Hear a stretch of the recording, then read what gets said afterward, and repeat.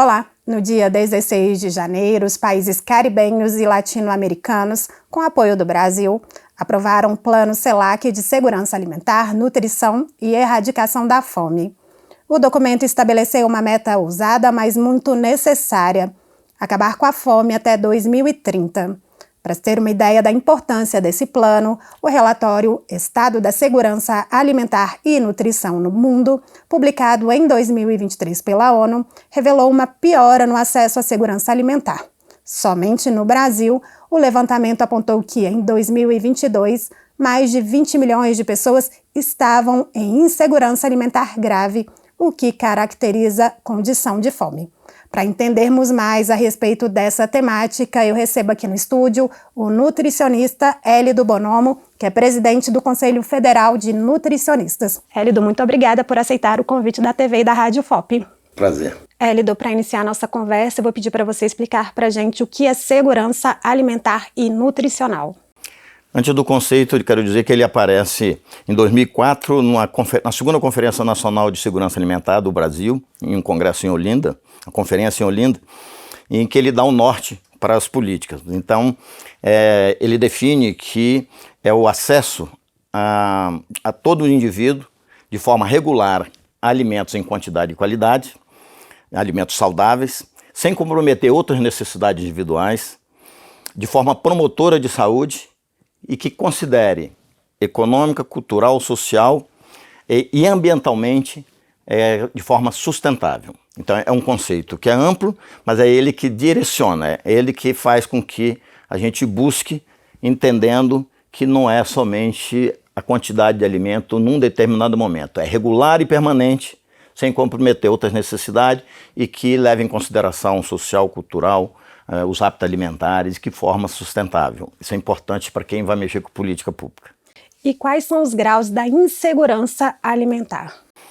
No Brasil e fora dele, nós temos uma escala brasileira de insegurança alimentar adaptada aqui para o Brasil e já tem algumas modificações. Eu, inclusive, num estudo meu de doutorado, a gente fez isso no Vale de Jequitinhonha. Ela tem a escala de insegurança alimentar leve, insegurança alimentar moderada e grave. Tem outras formas de medir, mas essa que é mais utilizada, a PNAD, que é a Pesquisa Nacional por Amostra de Domicílio, utiliza, e outras pesquisas para gerar parâmetros. Você não pode ficar usando muito indicadores. A insegurança leve é quando você suspeita que a sua renda vai ser insuficiente para você ter comida, então você tem uma imagem psicológica que você não vai conseguir ter o alimento necessário. A moderada já é a redução de quantidade. Você sabe que, ou por meio de políticas públicas, de alguns programas, ou da sua própria renda ou da sua produção, você e sua família de adultos vai ter que reduzir a comida, porque ela não é suficiente para todos. A grave, quando você inclui essa deficiência e essa falta em quantidade e qualidade, incluindo também crianças. Então, ela já se assemelha à condição de fome, né? Então, essa gradação ela é importante observar, porque quando você olha os estudos ao longo do tempo, você vai ver migração. Temos isso no Brasil nas últimas pesquisas, você vai vendo migração de quem tinha insegurança alimentar leve, passando para insegurança alimentar moderada, quem tinha segurança alimentar, né, que era aquela condição que eu falei anteriormente, de condição de segurança alimentar, ela passa para insegurança leve, e as moderadas passou para grave, né, mais recentemente. Então isso é para você, quem faz as pesquisas, e para quem elabora as políticas, é necessário ter essa compreensão de um dado e ele comparativamente com os outros, você vendo as curvas, como é que elas acontecem. E por falar na condição de fome, em 2022 o Brasil voltou para o mapa da fome. Como o Plano CELAC de Segurança Alimentar, Nutrição e Erradicação da Fome 2030 pode contribuir para melhorar esse cenário? As organizações internacionais, não só do CELAC, mas eu diria também que os países de língua portuguesa têm sido parceiros em troca de experiência, de ciência, de técnica, de estratégias metodológicas, de experiência de sucesso e também de busca de recursos financeiros de mecanismos internacionais, como a FAO, como a OMS, né, que são organismos que também financiam um país além do orçamento próprio. No Brasil tem um orçamento próprio para segurança alimentar, você busca. Então, as metas, você tendo essa cooperação bilateral, faz com que os países se comprometam, assinam um acordo de também fazerem ações que busquem a segurança alimentar ou a saída do mapa da fome. É diferente de um país isoladamente tentar, porque há migração e quando você faz essa troca de experiência e de tecnologias, você faz também a troca de compromissos dos estados compromissado com aquela política. Então, você deixa de ter um compromisso só com o seu país. Você passa a ter um compromisso também com os outros. Quando eu citei aqui os países de língua portuguesa, eles têm várias experiências do Brasil lá e eles vêm para cá também. Um dos grandes experiências é o Programa de Alimentação Escolar do Brasileiro, que atende 33 milhões de pessoas. É uma da grande estratégia de segurança alimentar. Então o Brasil leva essa expertise lá para fora e traz deles como conviver com semiárido, com excesso de chuva, com falta de chuva, né? Então a importância é de você buscar a superação da fome, não só num país. A fome é um flagelo mundial, é obviamente não causado pelas pessoas, mas sim pelas políticas econômicas, políticas no geral, e as alternativas e a saída deve ser conversada com seus vizinhos. Aqui os mais próximos são os latino-americanos e o Caribe, e um pouco da África e da Europa de língua portuguesa. E o desperdício de alimentos, ele é um fator potencializador aí da insegurança alimentar? A gente tem até estudado bastante sobre isso, porque os diversos estudos falam entre 30% até 55% do que é produzido é perdido. O desperdício ele acontece no trajeto da produção, transporte, armazenagem e distribuição, e o desperdício e as perdas, essa é a perda. O desperdício acontece mais no ambiente fechado, ou no supermercado, ou no ambiente doméstico. Então, uma quantidade de toneladas e mais toneladas significativas que precisam de serem trabalhadas. E como é que você trabalha com isso? Desde como é produzido, a forma de veicular do transporte, as estradas, como é que ele é transportado, até no consumo, que é a educação para o consumo das pessoas. Uma pessoa que mora sozinha ou mora em dois, compra comida para 4 pessoas. Ele vai perder, vai jogar fora, né? Então, as perdas e os desperdícios precisam ser tratados de forma mais severa por parte dos governos, e nós, consumidores, precisamos também ter a economia doméstica, a economia para o consumo, para reduzir essas perdas, porque elas poderiam estar alimentando mais pessoas. E em dezembro de 2023, o governo federal instituiu a Estratégia Nacional de Segurança Alimentar e Nutricional nas cidades. Qual o objetivo dessa ação e como ela vai impactar para garantir a segurança alimentar dos brasileiros? Nesse período, Adriana, o governo lançou 3 grandes estratégias. Essa específica, ela é uma parte de uma estratégia vinculada ao programa Brasil Sem Fome.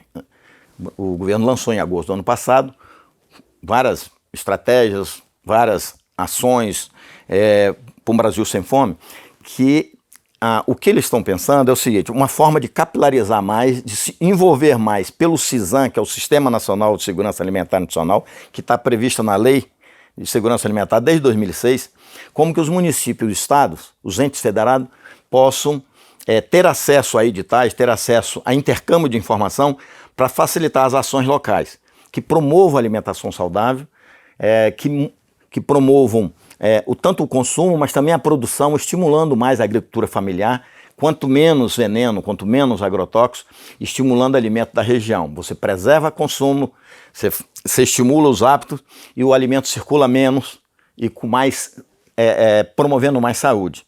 Então ele apresenta um conjunto, são 47 páginas, me parece, são um conjunto de estratégias que vão compor parte do terceiro Plano Nacional de Segurança Alimentar e Nutricional, que a Conferência Última de Segurança Alimentar que teve em Brasília em dezembro, a conferência tirou 47 grandes propostas para compor o novo plano. Porque o plano foge de ideia, né? A ideia é política. A política tem diretrizes, tem metas, tem o sentido que nós queremos para a coisa. E o plano não, nós definimos quanto de recursos teremos, qual é o programa, qual é a ação, quem é responsável, qual a secretaria, qual o ministério e quem vai ser atingido. Então, essa estratégia vai ser uma que vai compor o plano para a gente poder monitorar e fiscalizar se de fato vai chegar nas pessoas que mais precisam. Mas a grande questão é de envolver os entes federados para a gente caminhar para uma alimentação mais saudável do que a gente tem hoje. E no país existem outras políticas públicas aí para garantir a segurança alimentar da população?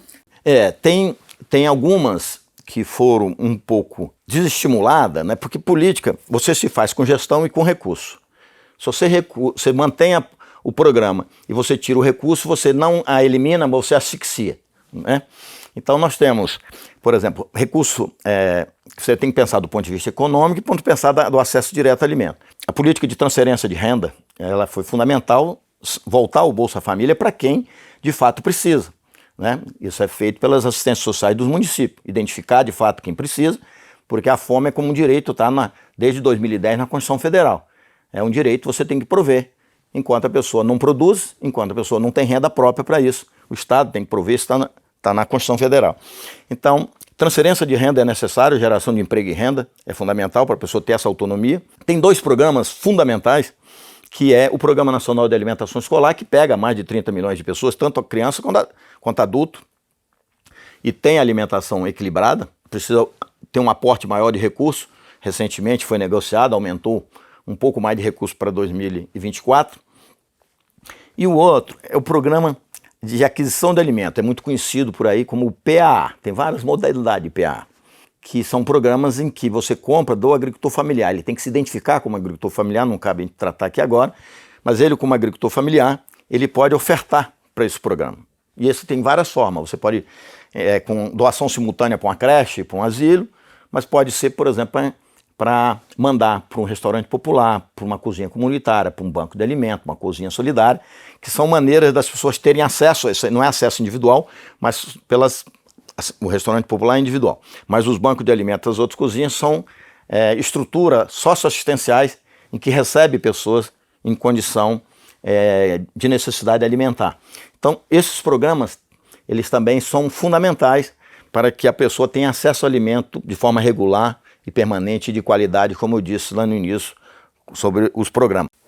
E Hélido, dos 33 milhões de brasileiros em insegurança alimentar grave, cerca de 27 milhões vivem nas cidades, de acordo com dados de 2021 e 2022, divulgados pela Rede Brasileira de Pesquisa em Soberania e Segurança Alimentar. Por que esse cenário é pior nos centros urbanos? Bom, primeiro eu queria valorizar um centro de pesquisa independente de universidades públicas, na sua maioria, tem alguns de pessoas privadas, pesquisadores, que é um papel fundamental da instituição pública de fornecer dados e elementos para as políticas.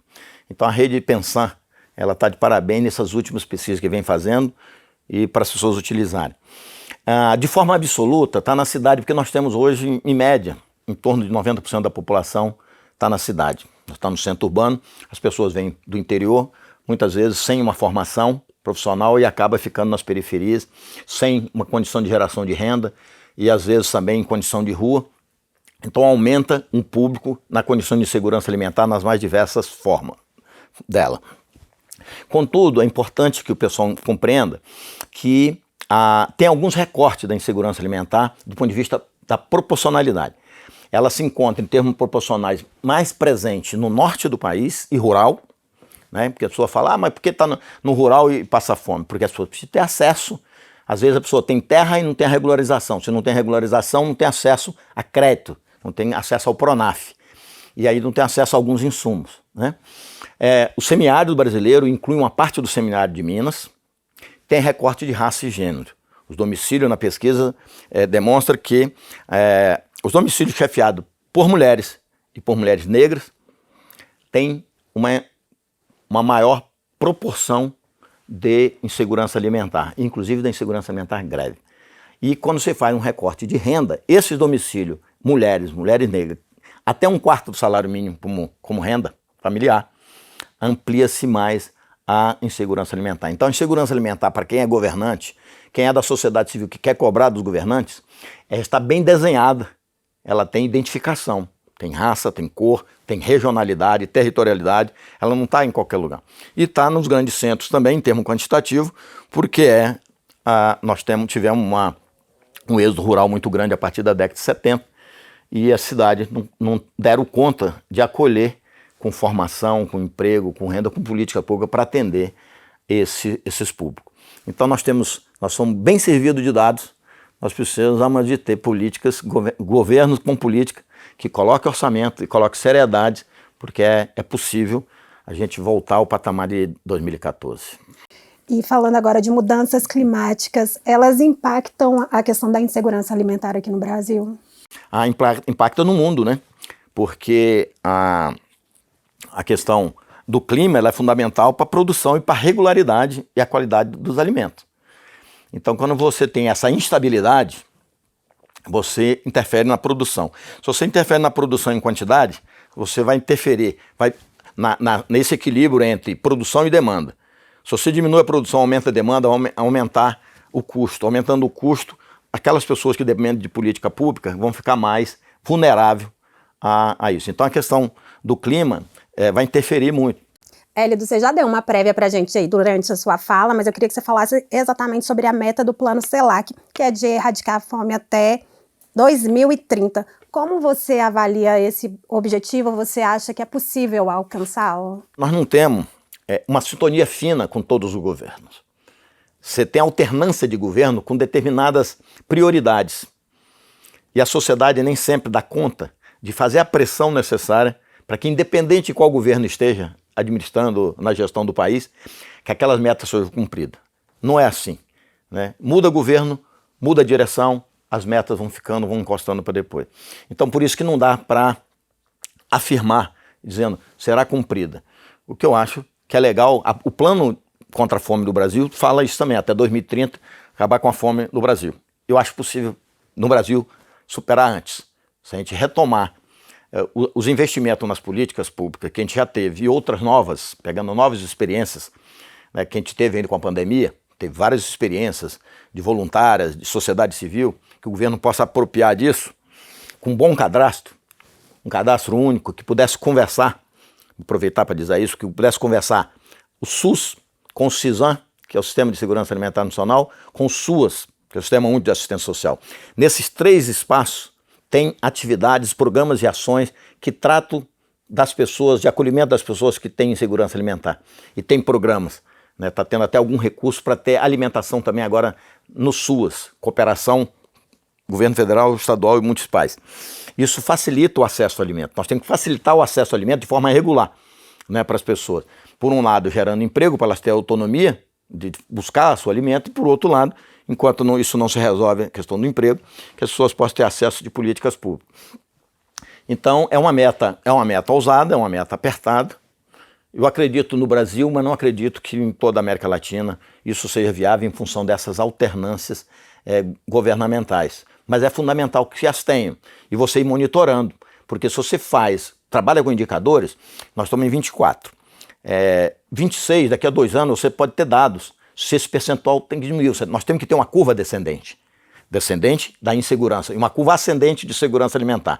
E você vai identificando isso, quais são as políticas que estão levando as pessoas a terem mais acesso ou menos acesso ao alimento de qualidade. E com isso você ir ajustando.